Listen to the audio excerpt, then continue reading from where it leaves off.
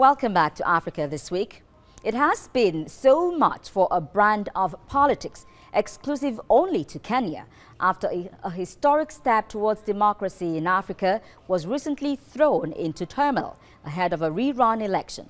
From the wake of a controversial vote to the aftermath of an unprecedented annulment, Kenya finds itself on uncharted waters following the withdrawal of opposition leader Raila Odinga from the presidential race. Now, joining me in the studio to dig deep on Africa This Week is Liberos Oshoma, a lawyer and political analyst. Thank you for joining me. My pleasure always. As always. Well, let's kick it off very quickly now. What are your thoughts on the political developments in Kenya as the opposition leader, Raila Odinga, pulled out of the scheduled rerun election? I learned he's not completely pulling out of the election. He's asking for a shift in the polls, and then also that the members of the electoral body, some members in the electoral body that conducted the polls, should also, shouldn't be part of, the body next that election for October the 26th. which is it's legal, which is justifiable, and so for me, I strongly believe that should be the position, because you don't, like in his words, you don't make a mistake and then you're asked to go, do it again, most especially when it has to do, with election in a democratic setting. And then ditto with the stance of the Supreme Court in Kenya, saying, look, there's no amount is too much to get it right. And so I expect that, the government of Uhuru Kenyatta, if they have nothing to hide, it would have been appropriate for the electoral body. The first step should have been for the electoral body, the government, to look into, some of these members who allegations of impropriety are hanging over their heads. Let's be practical right now. Do you think that with this, your assertion, do you think that Kenya's election will not take place, the rerun for October the 26th will not take place? Because you first and foremost, I think what should happen here really, it's parties there should be a meeting point. You don't just close your eyes to all the issues raised and say because election has been fixed and so it must hold. There are issues. And mind you, with the position of the court, and first time, before I even get there, immediately the court pronouncement, a day after the court pronouncement, the president came out, that's Uhuru Kenyatta, came out to say there is a problem with the judiciary and that they were going to fix it. To me that sounded like a threat. And here, with the pronouncement of the judiciary, what it means is that there's a problem with your electoral body. Why are you not thinking of as well? So why are you not thinking of fixing, that even though, it will not be possible to change the entire body because of the time. It will be difficult for a new electoral body to conduct election within that process. Yeah. But I expected the government to look into some of these allegations and find a way of prosecuting, some persons who've been mentioned. But to just close your eyes to it and then look towards the court that have made a pronouncement, for me, it's not. In fairness to them, the demands by Odinga, they said, in fairness to them, I repeat again, that the time was limited. And so they couldn't meet all the demands. Yeah, and the court ruling stipulates, 60 days. 60 days. Yes, nobody is saying meet all the demands. For transparency and accountability, the issues are there are some persons. And so, if the court says that there were breach in the way the elections were conducted, and so persons were named, by opposition in the process, there's need for government to also say, look, we're not going to allow this lie low. The same way you are saying you're not going to allow the problem in the judiciary lie low. And so you take steps. I can't sit down here to say you need to overhaul, you need to bring in a new body altogether. No, that won't be feasible because of the time constraint. But in the same vein, you can't just sit down in total submission and to say nothing. You can't do anything about it. That's where the problem is. So that's where they should, to avoid a constitutional crisis, there should be a meeting point. There should be. It's at this point now that I think, the level of the AU should step in to see how they can mediate to ensure that, you know, there's a smooth and transparent process, because it won't be nice for you to go back to the pool and there are further litigation, and then the hammer of the judiciary comes down heavy on that process again. Why the government is complaining of the money they're going to use to conduct this rerun. Also, remember that there is also the judiciary. There are going to be dispute if it is not properly conducted.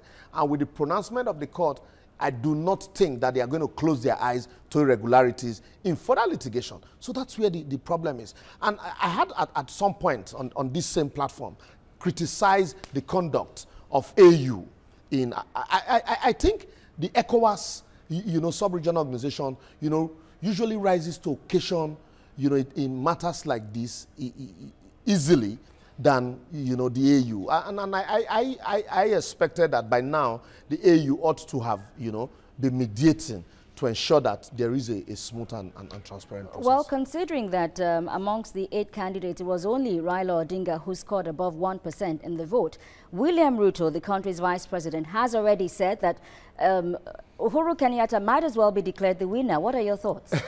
What do you expect? Because, you know, we know the way politics is in Africa. It's not every contender that is a contender. That's why in some cases you have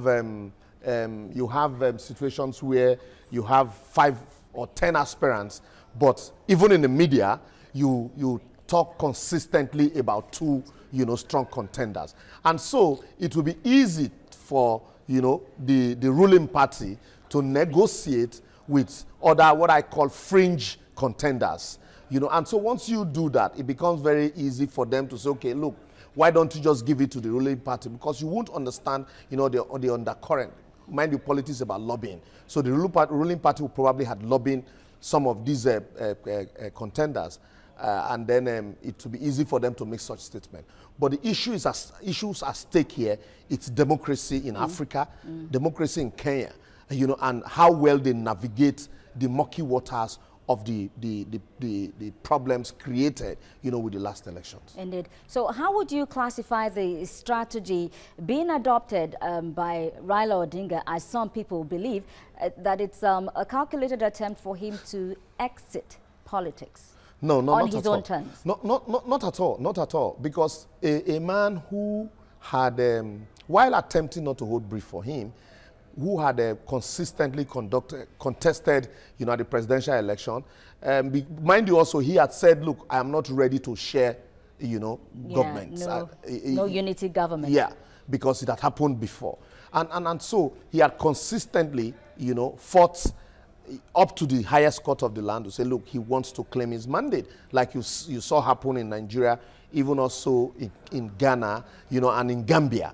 You know, so I don't see him quitting at this stage where he's almost certain that with a rerun, a transparent rerun, that he will get it. And mind you, he has, you know, a command of a mass-based, you know, support. And so I don't think at this stage when he's almost getting to breast the tape that he would want to exit politics. Oh well.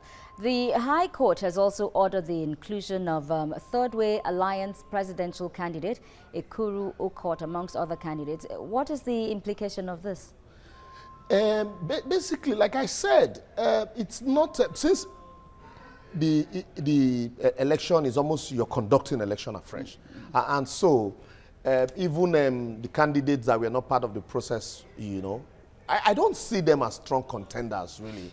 The election is a 2-horse race. Indeed. Really. So it's between Raila Odinga and Kenyatta, the president. And so I really, other candidates, as many as they can, would want to participate, you know, and possibly see how they can share votes, depending on the region they're from, see how they can share votes, you know, of, you know, the strong contenders in those regions. And so I really don't, and coming from the High Court also, it's a judicial pronouncement and there's nothing the electoral body can do about it. Well, you know that there's been a lot of violence following this rerun and Odinga pulling out of the elections, and then the government has now banned, what's it now, protests, rallies in some of these areas. What's your thoughts on that? Yes, in as much as the government, you know, is participating in the election, it's, you know, they owe it a duty to the people also to protect lives and properties. And there's a whole, you know, a whole divide, a gap here, where, you know, the people, the politicians don't trust each other.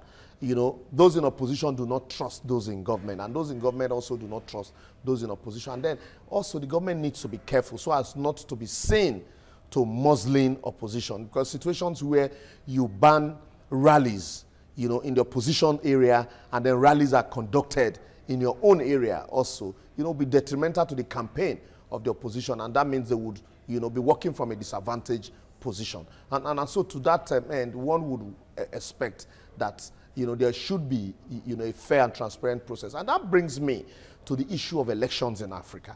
One would expect that this idea of the government, you know, having a say in who becomes members of the electoral body, it's something that most African countries need to begin to, you know, look at. Because if you're going into a match and you are appointing the umpire, then there's a problem, because the umpire would want to lean favorably, you know, towards, you know, your side of the game.